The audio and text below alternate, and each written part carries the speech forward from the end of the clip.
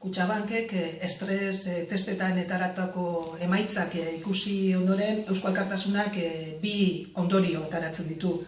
Lehenik eta behin argi dago Kutxabank entitate solventea dela eta benetan tragedia bat bilakatzen da privatizazioaren alde egin duen autu argia.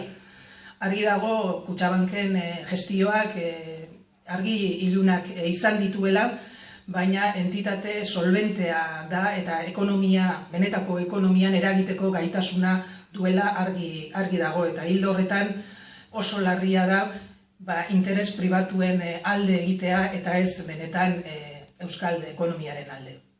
Bai, eta, negaz lotuta bigarren ondoria izango esan, ez? Azken finean, ikusten denez, Kutxabanken diru pila bat dago, baina zoritxarrez diru hori ez da helduko, ez dakit, enpresa txikiei, enpresa ertainei, autonomoi eta eta gu pentsatzen dugu, Eusko Alkartasuna pentsatzen du, hor daudela herri honek dituen benetazko beharrak.